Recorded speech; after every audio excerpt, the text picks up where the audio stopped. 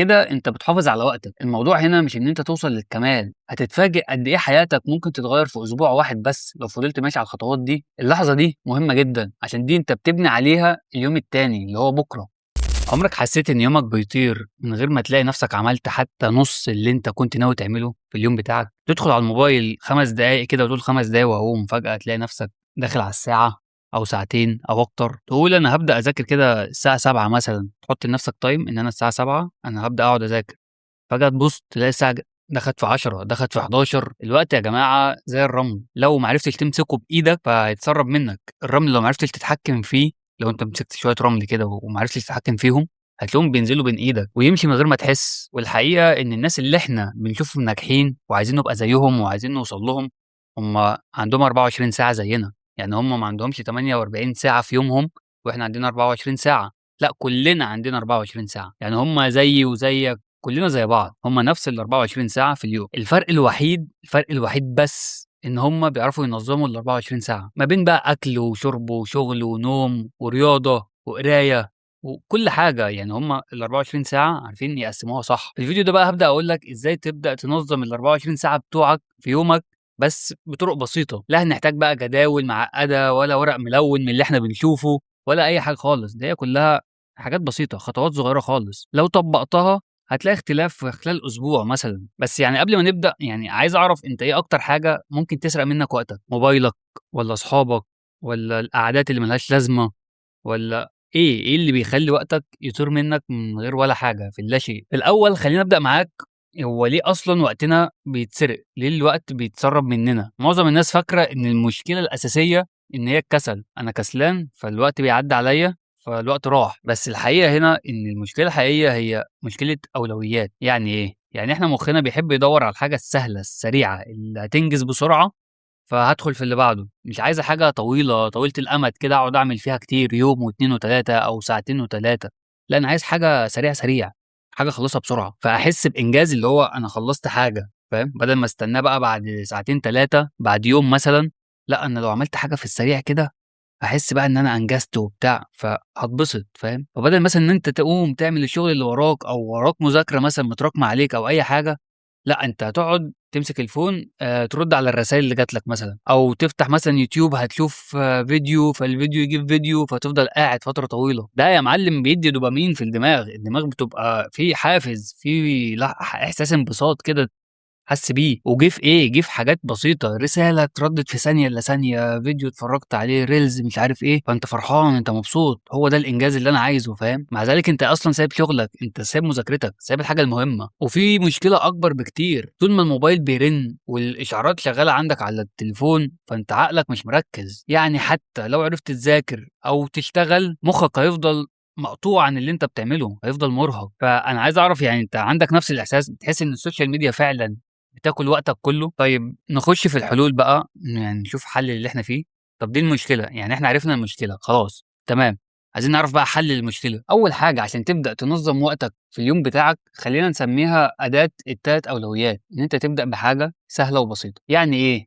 يعني قبل ما تبدأ يومك اسأل نفسك كده، أنا عايز أنجز 3 حاجات النهاردة، فإيه بقى ال3 حاجات المهمين عندي النهاردة اللي أنا عايز أعملهم؟ أنا ما باقولكش اعمل 20 حاجة ولا 10 حاجات ولا أي حاجة، أنا باقول لك 3 حاجات بس. الموضوع هنا مش إن أنت تعمل كل حاجة وراك، كلنا ورانا حاجات كتيرة جدًا، أنت وأنا وكل الناس وراها حاجات كتيرة جدًا في اليوم بتاعها.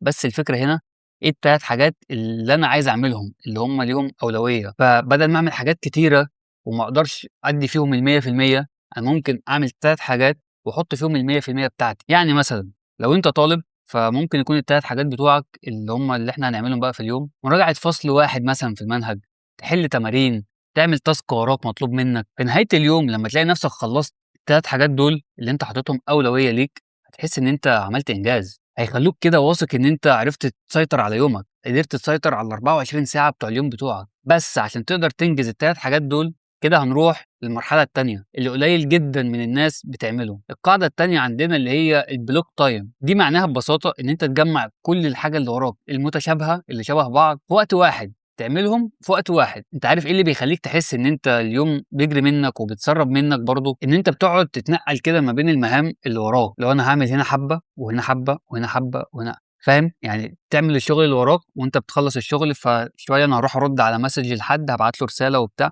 فجأة ترجع تاني تكمّل الشغل اللي وراك، طب أنا مش عارف أقوم هاعمل إيه، وتسيب الشغل، يعني أنت فاهم، أنت بتوقّف الشغل عشان تعمل حاجة جزء، وترجع تكمّل الجزء اللي أنت كنت فيه، بتاكل من كل حتّة، حتّة، فأنت دماغك كده بيستهلك طاقة كبيرة جدًا، فاهم، أنت محتاج تفضل مركّز هنا، فلمّا تطلع من منطقة الشغل مثلًا أو الدراسة عشان تروح تعمل حاجة تانية، فأنت عشان ترجع أنت لازم تكون لسه مركّز هنا، أنت لسه في الحتّة دي، عشان تعرف ترجع تكمّلها. الحل بقى إن أنت تعمل block time، يعني إيه، يعني أنت مثلًا تحدد 90 دقيقة للمذاكرة بس، يعني هم 90 دقيقة أنا هاركّز جدًا في المذاكرة، بعيد عن الموبايل، بعيد عن أي حاجة، و30 دقيقة هارُد مثلًا على الرسايل اللي هتيجي لي، وساعة كاملة هاروح فيها الgym. لمّا تعمل كده فأنت بتبرمج دماغك إن هي تركّز على الtask اللي هي بتعمله، إذا كان مذاكرة فهُم للمذاكرة بس، أو الساعة بتاعة الgym مركّزة في الgym بس، مش مركّزة في الgym، مركّزة مثلًا مع الموبايل عشان ترُد على رسايل، مش مركّزة مثلًا في الأكل، مش مركّزة، فاهم؟ فهتلاقي نَفْسك بتنجز أكتر بس في وقت أقل. وعايز أعرف لو أنت ممكن تعمل 90 دقيقة في اليوم بتاعك،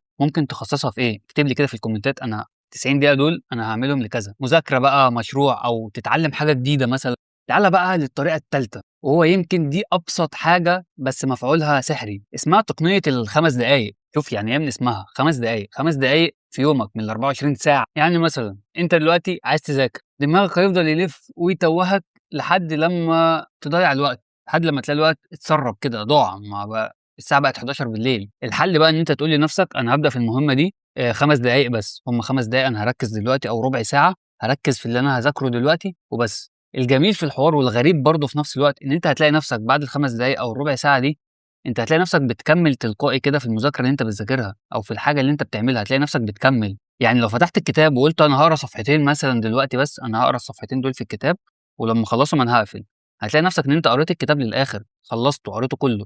بس برغم كل ده، في حاجة ممكن توقّفك عن الخطة دي، وهنا تيجي الحاجة الرابعة، وهي قاعدة no.